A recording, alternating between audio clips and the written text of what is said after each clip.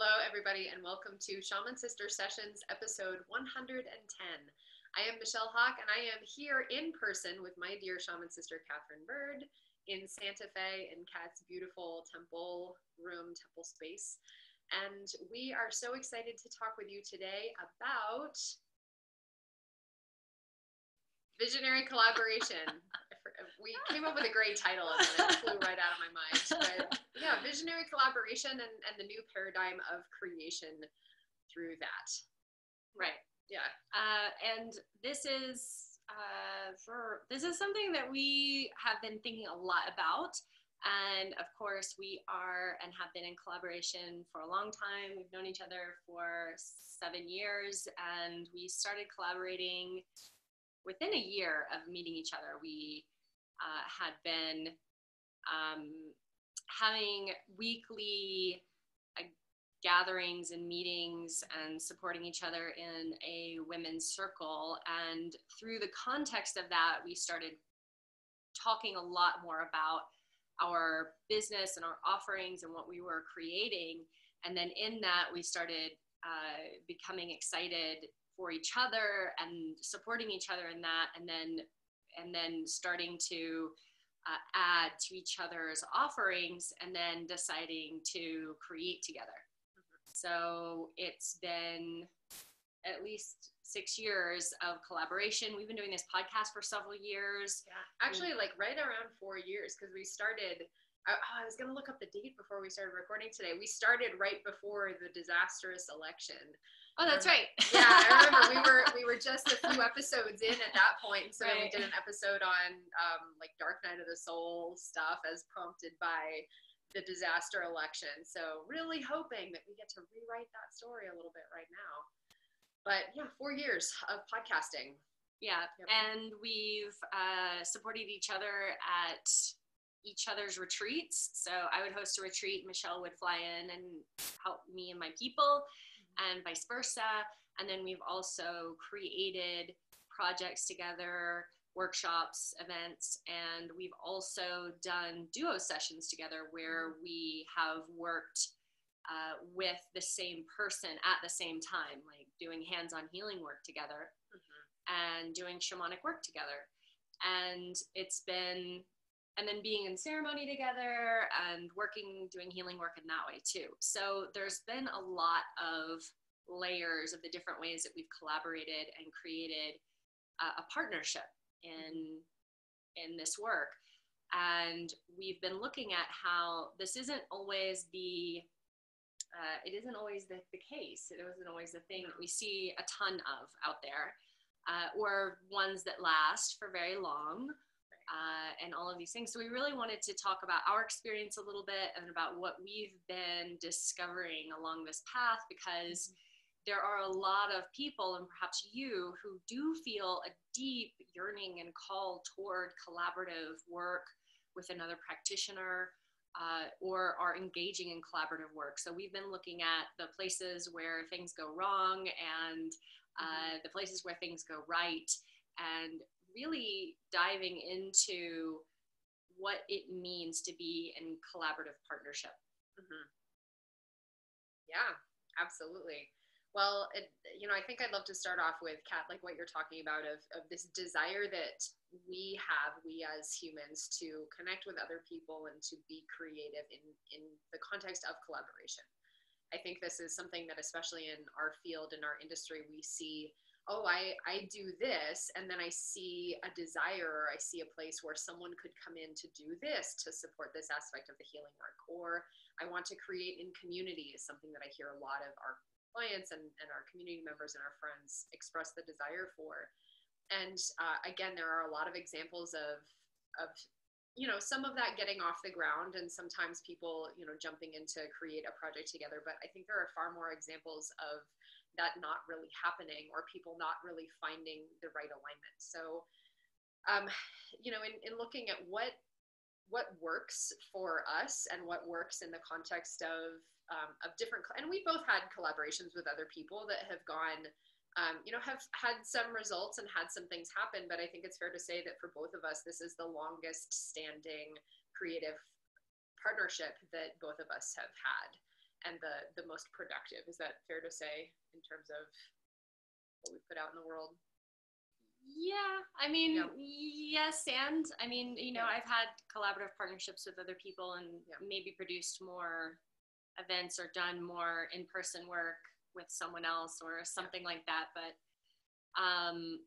it, it's all, Yeah.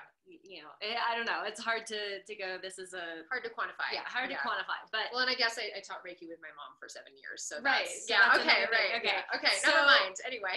So, but looking at that, right? I've had several collaborative partnerships with other people in some sort of way, whether it's like having a full-on business together or doing healing work together with someone else, sort of part-time. And I have my own business, but then I have this other thing on the side, which is what we do. We both have our own businesses, we do our own work, and then we have these offerings that we produce together. And then Michelle's also spent a lot of time in collaborative partnership with her mom and teaching and training people. And so one thing is that there seems to be certain people who have a soul's code towards collaborative partnership. And if that's you, then that can be a very unmet space if you feel like you're always kind of going at it alone and you've got your little practice, but you don't have someone to bounce ideas off of with, or create something or get new inspiration from someone else. It can feel challenging if that's part of who you are and it's not being allowed to take form, because there's so many things that we wouldn't do unless we had someone else with us for some reason.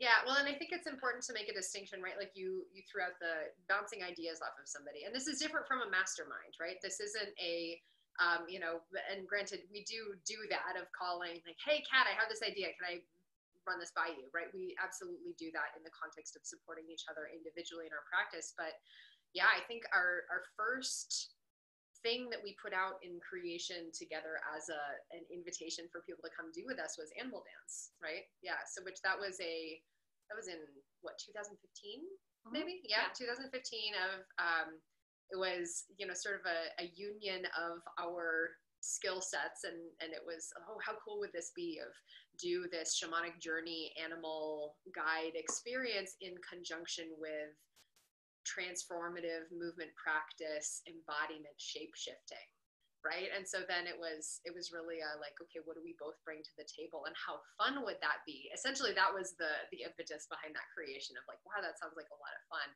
And it was the first of many projects that then we sent out into the world to invite other people into.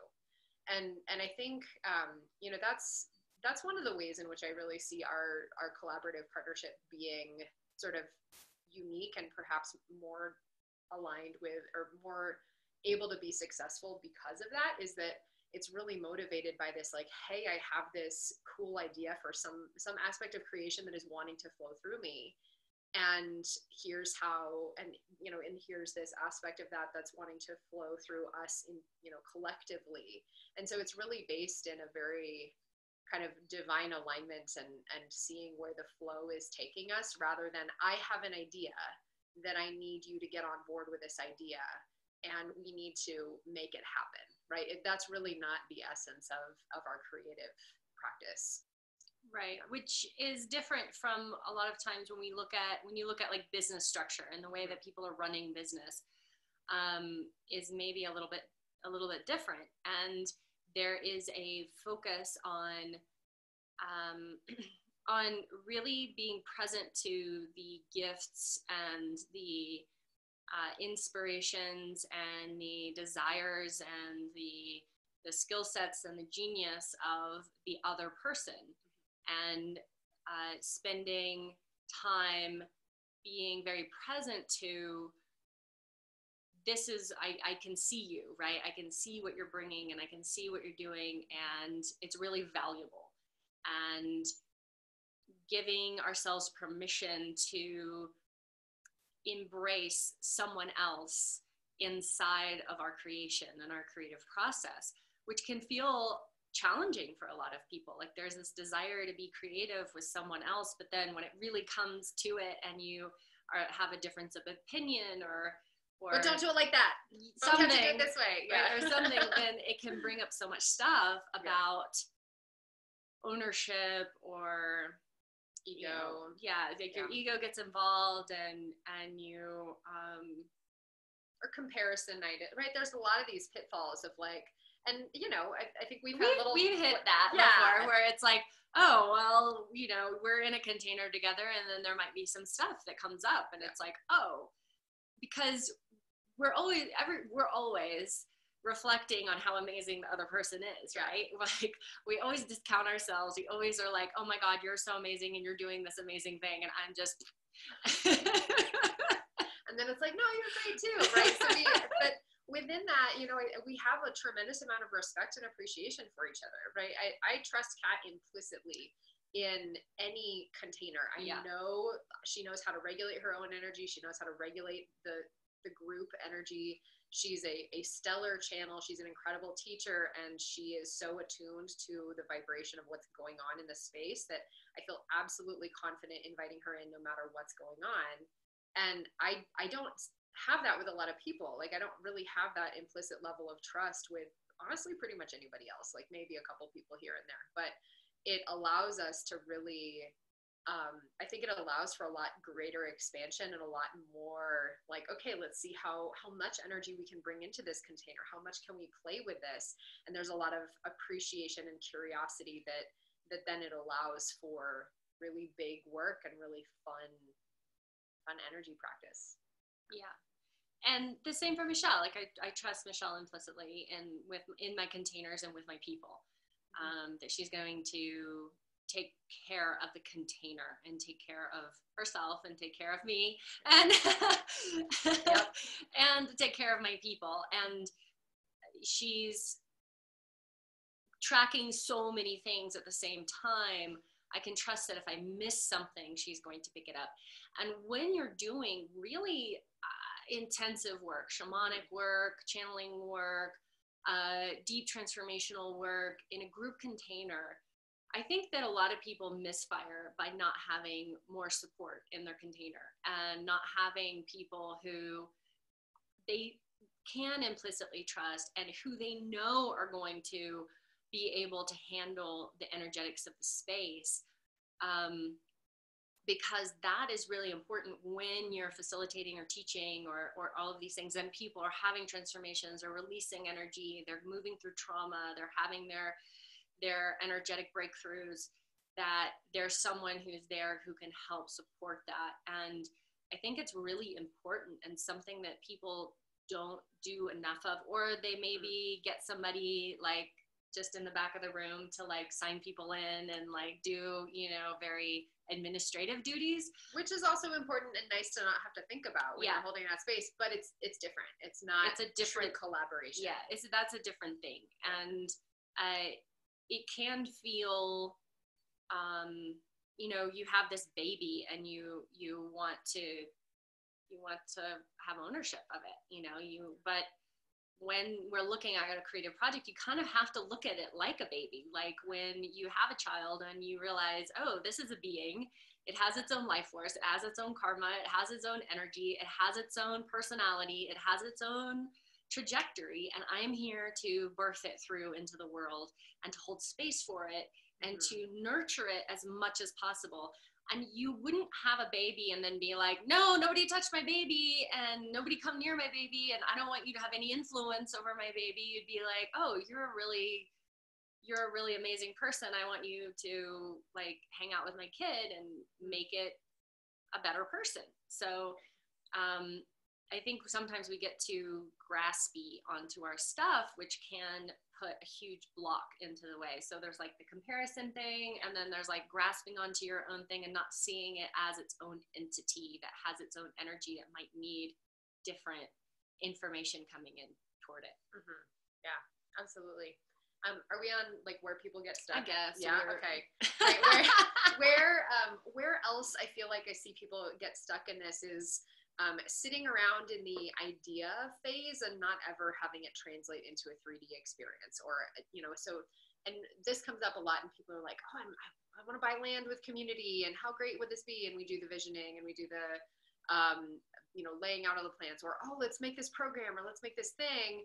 And everyone has all the ideas, and then nothing ever happens, right? So there's, also looking at what skill sets, like what natural skills does everybody have that the group is working with, or one person gets stuck with all the logistical work and you have 5 visionaries on the team, right? That's also a point where we see this get stuck, and then there ends up being some, inter-team conflict, interpersonal conflict. And I feel like it's really important, and one thing that we do very well is that we both have a lot of that ability to kind of make shit happen, and we play to each other's strengths in that. So, you write up the copy and I will have the graphics made, and I'll do this and this and do whatever the thing is. And you put this piece together, and I'm going to organize the curriculum for the event. Right. And so then it ends up being a joyful distribution of the actual physical labor involved of making a project happen. And then we hire out when we need to, right? We don't do absolutely everything ourselves, but that also takes some awareness and some discernment to be able to say, well, what skills do we have that we can joyfully participate in terms of the execution of the idea, and what do we both hate doing, or what do we not have the skill set for that it would actually be way better for us and for our creative baby project to bring somebody else in. And I think that's a really important piece of it. And that just comes partly with years of business savvy, but also knowing ourselves and each other really well. Yeah. Mm-hmm. And I think that another place where people get stuck is that there's, money, right? Because it's like, if you do something on your own, you get all the money.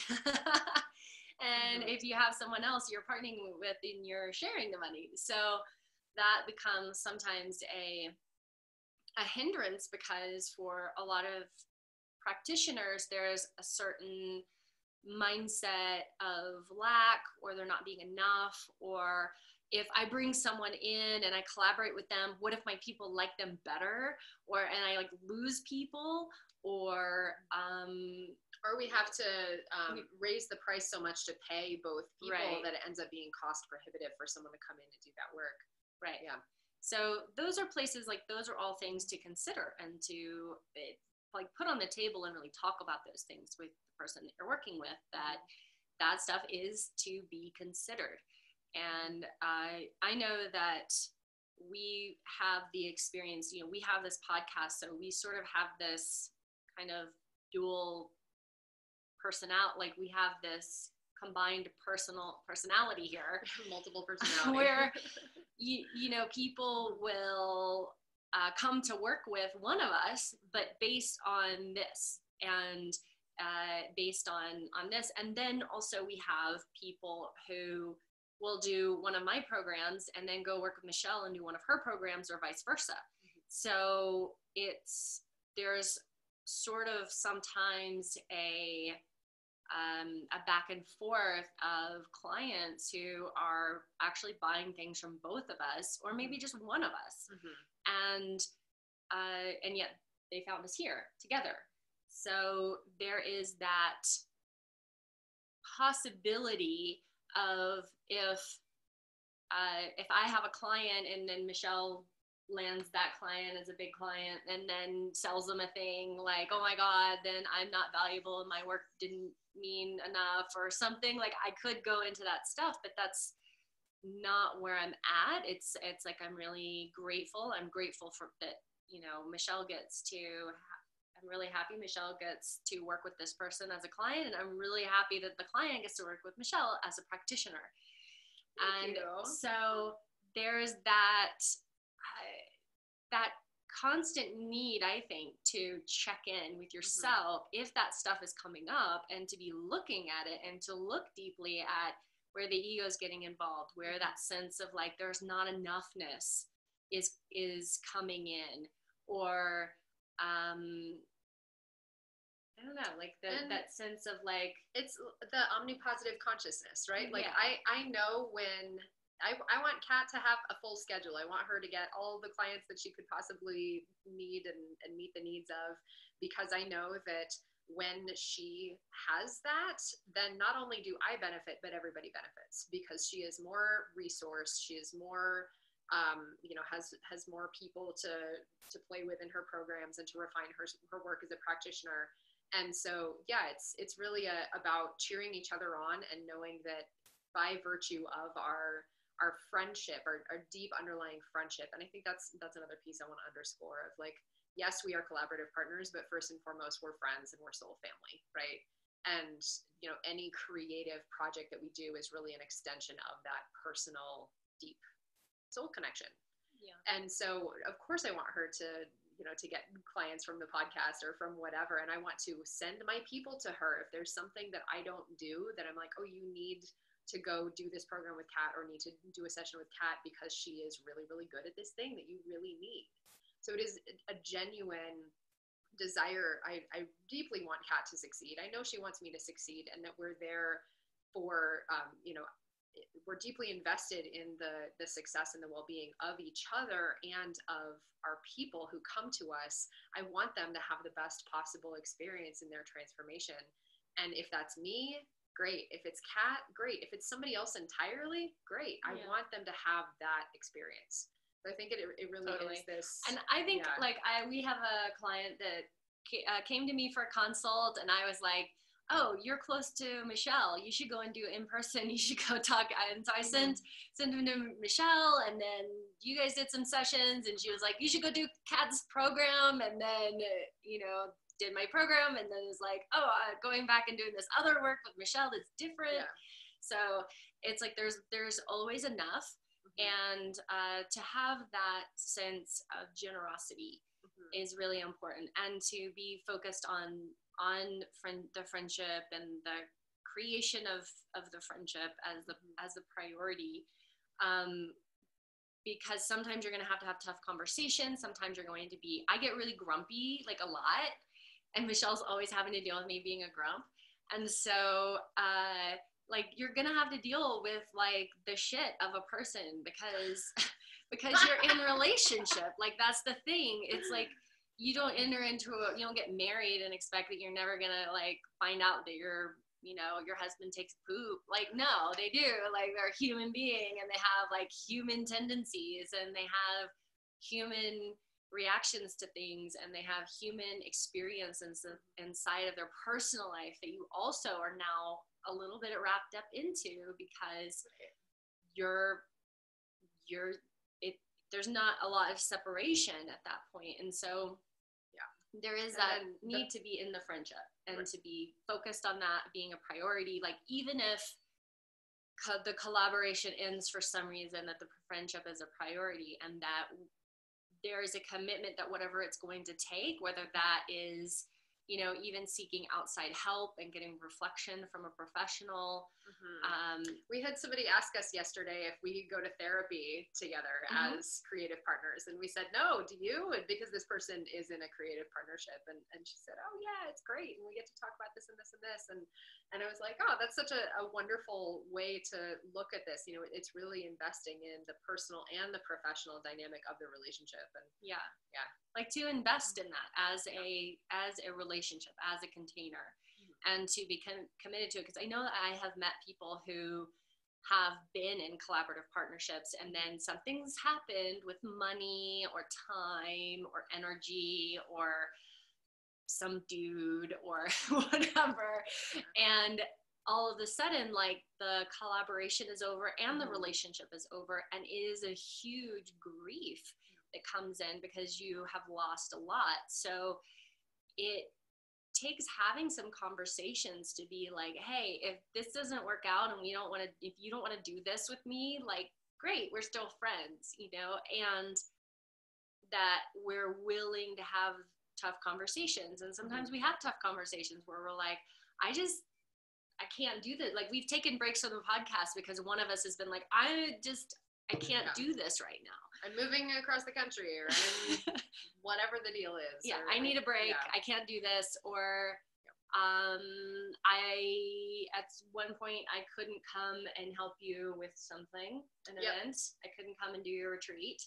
And she was in Europe. It was a really right. valid, it was a valid excuse. And I had to, be at, I took it really personally for about 5 minutes. And then I was like, oh no, it's fine. It's great. She's off doing whatever experience that she's having. And there were other growth edges for me in doing that, right? In hosting a retreat by myself in this very intense, energetic field, right? And getting to, have enough appreciation and respect and compassion and communication to be able to do all aspects of that. And then Kat came to my next retreat and it was great. Right. But it also pushed Michelle to teach the Qigong herself. Exactly. Which it turns out I am qualified to do.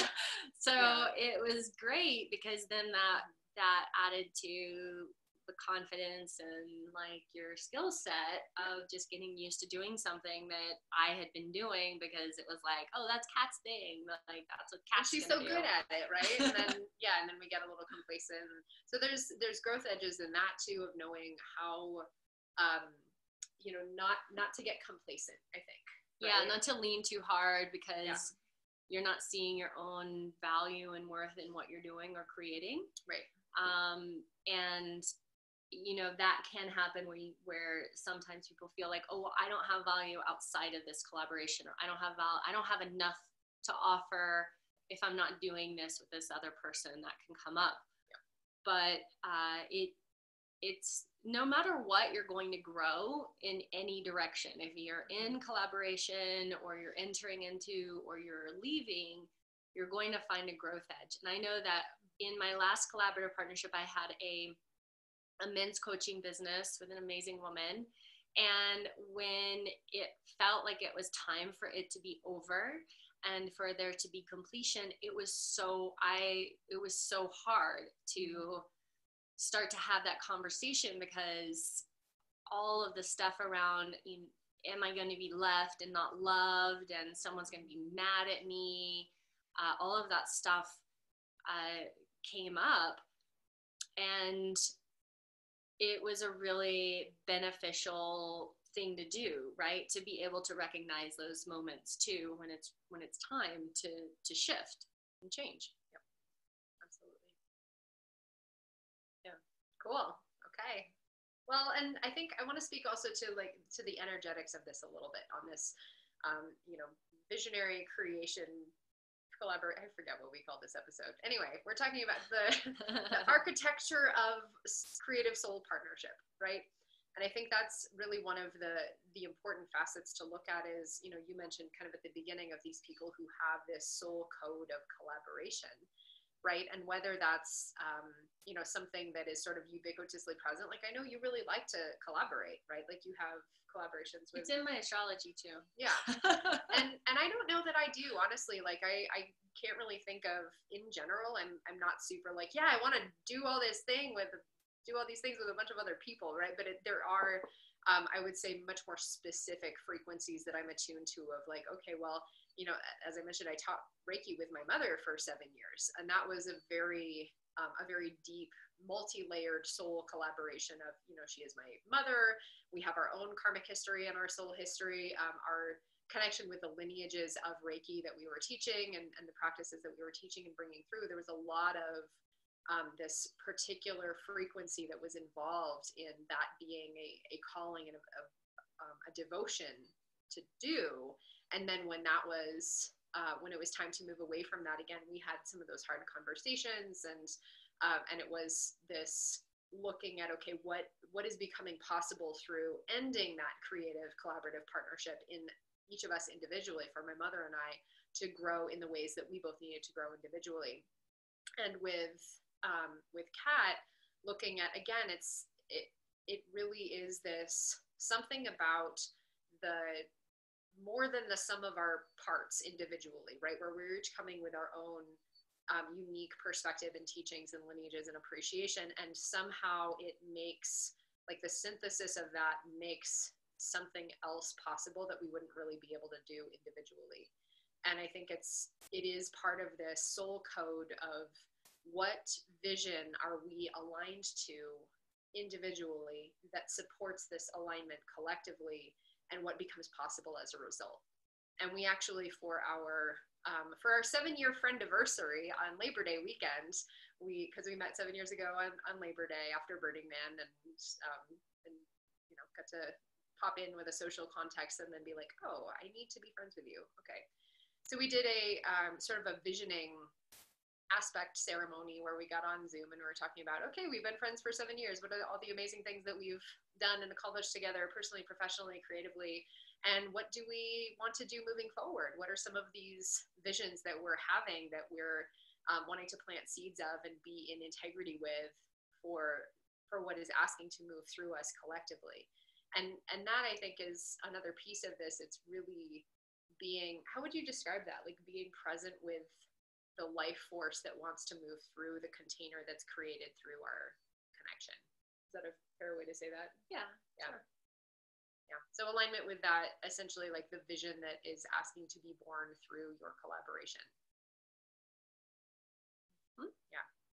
I will also say, maybe, and I see this in people where either you meet a person and you're like, okay, I need to collaborate with this person, sort of like we did, right? Like we met and it was like, okay, we're going to collaborate. There's also people who feel that desire to collaborate and maybe you don't have the person yet, like you haven't met that person yet who's like, okay, here's the yin to my yang or whatever it is, who's going to help me birth this vision, right? And I think it's a little bit different to approach that because then, we were kind of chatting about this the other day in terms of like, well, it's almost then like calling in your relationship partner, right? Of how would you talk about that? That's not either of our realm of expertise. Okay. Well, it's that there are a lot of people who would like to do that and then just don't know it's possible or know how to find that person or know what that looks like or how to engage with that or how to have that, even that conversation like, hey, do you want to date me almost, right? Yeah. Like, do you want to put on a workshop with me? Right. Do you want to like do something with me? And then it could be like dating where it's like, this person's awesome to work with. And maybe this person's an awesome person or an incredible practitioner, but that's not their jam is not collaborative creation. And so they're not going to thrive in that situation. So it's important to be looking at sort of the energies of the people involved and kind of that, kind of the archetypal energies of what you're bringing to, the table and who someone is and how they relate to other people. And to be looking at how, are they look like kindergarten style? Like, are they good sharers? Do they say please and thank you?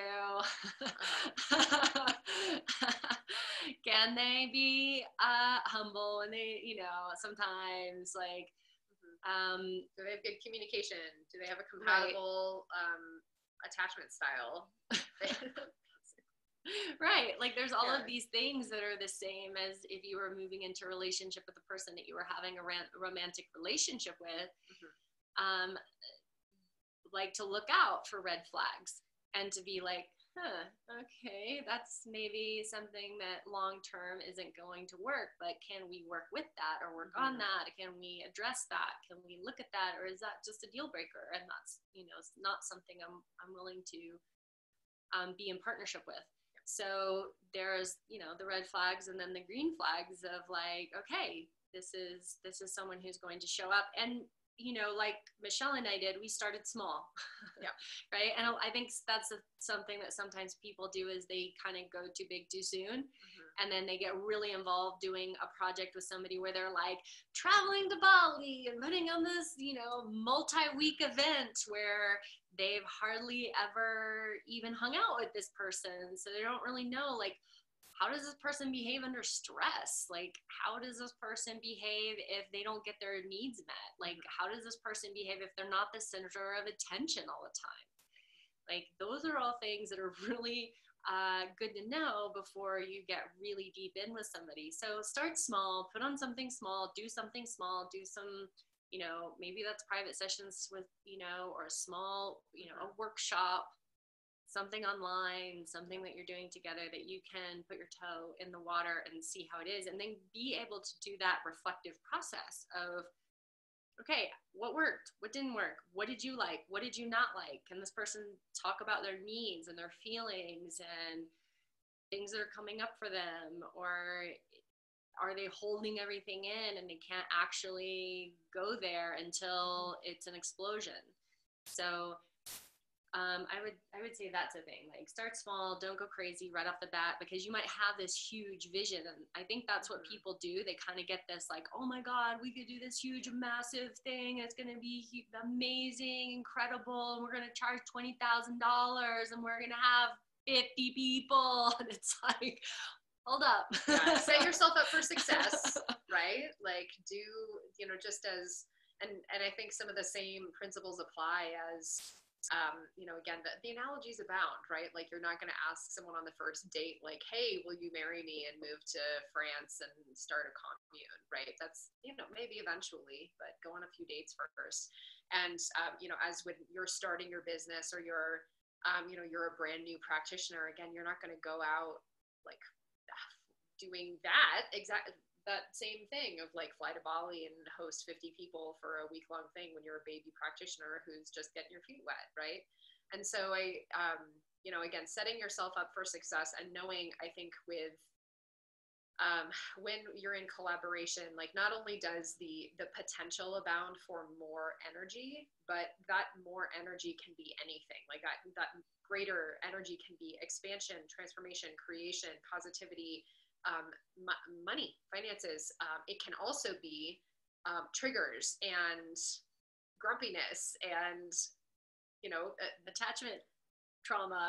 Exactly. All kinds of things that come up because you're in relationship, right? And there's growth, and we do things to grow. Yep. That's why we do what we do. Right. And sometimes we think, oh, I'm doing this so that I can, make some money and build my brand. And it's like, yeah, that's probably going to happen. But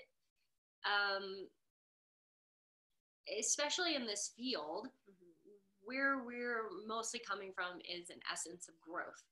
And our souls are requesting and committing to constant growth and evolution. That's part of our deal.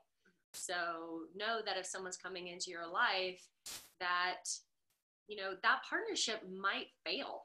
It might fail ridiculously, but that doesn't mean that it actually was a failure on the deeper levels, on the levels of your own personal growth and this other individual's personal growth and evolution in their consciousness and karmic completions, cycles of power that you're moving through that are finding conclusion in some sort of way through your actions now. Yeah, I think that's a really important piece of it. And invitation to look at, obviously there's so much that we can talk about with this concept. And I think, shall we let people know what we've been talking about? With that teaser, we kind of have to. All right. So in regards to this, actually, as another manifestation of our collaboration, Kat and I have channeled the essence of something for you. If you are someone who either is in creative collaborative partnership or is wanting to cultivate that or to move in this direction, whether you're working with another person or with a team, we've been, again, looking a lot at, well, what makes what we do really successful? What are the lessons and the conversations and the visions and all of this that we've had that supports this creative partnership that has been, productive and putting things out into the world and brought in money and brought in clients and brought in a lot of creative growth and personal growth and appreciation. So we have something that we would like to invite you into. If you do feel called to join us in some in-depth dive into your creative soul partnership, then you can reach out to us and we will support you with that. Yeah, so we've been looking at lots of interesting ways to go into the archetypal energy, the karmic energy, the soul codes, and conflict resolution, and different things that might come up, and then visioning and creative processing on what it is you're actually moving into the world, and what are the steps that need to be taken in order to make that happen, and to solidify and to focus the excitement of what this is, or to re-excite something and to solidify the thing that might be sort of has started and is in process but needs more clarity, so that it becomes more more amazing. Yeah, absolutely. So that's a thing now. P.S. So if you and your team, or you and your creative partner, your collaborative partner, are wanting that type of support, or you're feeling as though there is I guess, how would people know that this is for them, right? You feel the call of collaboration. You already have a person or team that you are working in some type of collaboration with, or preparing to work in some type of collaboration with those people. You feel that there is a vision of expansion and healing and growth and opportunity and possibility that is asking to move through you in your collective container. And you want to make sure that you're setting yourself and your team up for success, and this vision up for success to be birthed into the world in the most aligned, authentic, and powerful, integrous way.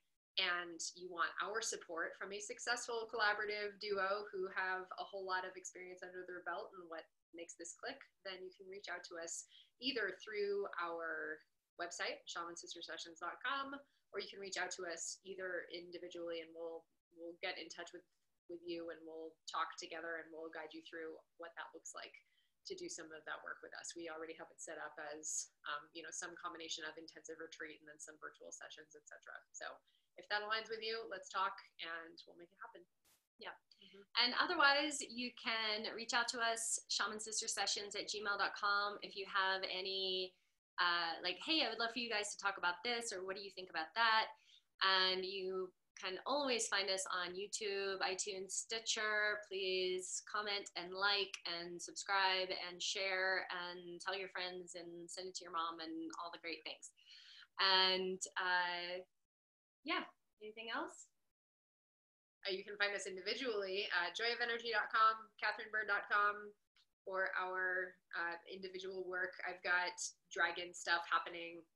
It was a really brief way to say that. I do dragon things and dragon initiation. So if you are interested in that, or in the alchemy training that I'm starting to get people in for next year, starting in spring 2021, then that would be a good thing to reach out to me about.